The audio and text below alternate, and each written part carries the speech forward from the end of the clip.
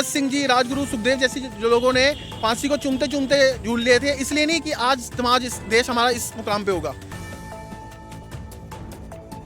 मामला ये था जी,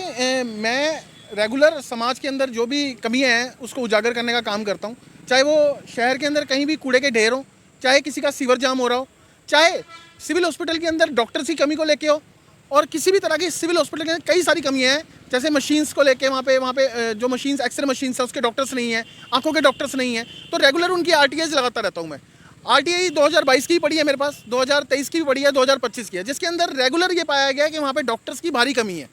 लेकिन इसके बावजूद उन कमियों को दूर करने की बजाय सीएमओ साहब उल्टा मेरे खिलाफ ही दरखास्त दे देते हैं, क्योंकि उनको ना गवारा होता है जब मैं दिखाता हूँ कि तीसरे फ्लोर पे कुत्ते घूम रहे हैं, उनको ना गवारा होता है कि स्ट्रेचर्स पे ताला लगे हुए हैं, एक गरीब आदमी के बच्चे की 2 जगह से हड्डी टूटी हुई है और वहाँ पे कोई डॉक्टर अवेलेबल नहीं है, उनको ये चीज़ ना गवारा हो रही है। इसको लेके मैं रेगुलर आवाज़ उठा रहा हूँ और मेरी आवाज़ को दबाने की भरपूर कोशिश की जा रही है, लेकिन मेरी आवाज़ रुकने वाली नहीं है, क्योंकि आज मैंने इसी संदर्भ में मेरे को यहाँ सीएम विंडो जो इन्होंने मेरी कंप्लेन दी थी उसमें क्लीन चिट मिल चुकी है, जिसके अंदर साफ लिखा गया है कि जो भी आरोप इनके द्वारा लगाए गए थे वो निराधार पाए गए हैं। और आज उसी को लेकर मैंने एक सीएम विंडो लगाई है और माननीय मुख्यमंत्री जी से एक अपील करता हूँ इस वीडियो के माध्यम से भी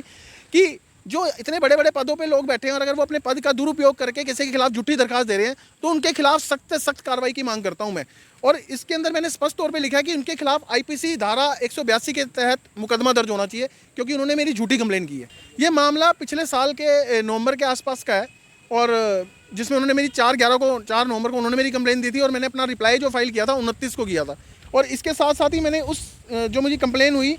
तो मुझे पता था मेरे विरुद्ध ये साजिशें रच रहे हैं, प्रयास कर रहे हैं झूठे मुकदमे और फंसाने का मुझे, तो मैंने इसके रिगार्डिंग एक डीजीपी साहब को एक ईमेल भी करी थी, बाय पोस्ट, स्पीड पोस्ट एक लेटर भी भेजा था। IG Ambala, ADGP crime, DC Yamunanagar, SP Yamunanagar को भी ये चिट्ठी भेजी हुई है कॉपी सीसी लगा के,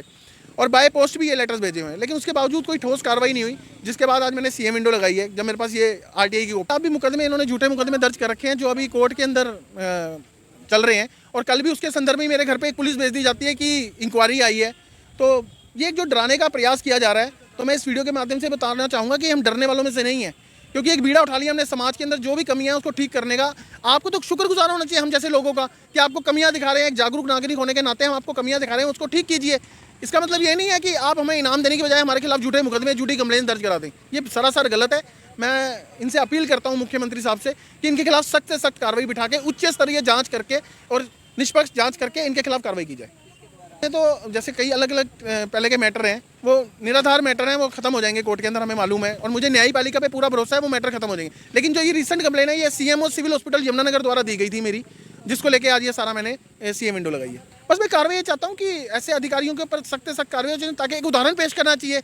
मुख्यमंत्री साहब को, कि ताकि किसी की मजाल ना हो इस तरह की झूठी कंप्लेन करने की, झूठी मुकदमे करवाने की किसी के खिलाफ। हम डरने वाले इंसान नहीं है। भगत सिंह जी, राजगुरु सुखदेव जैसे जो लोगों ने फांसी को चूमते चूमते झूल लिए थे, इसलिए नहीं कि आज समाज इस देश हमारा इस मुकाम पे होगा जहाँ पे इस तरह की धक्केशाही चलेगी। तो उन्होंने बहुत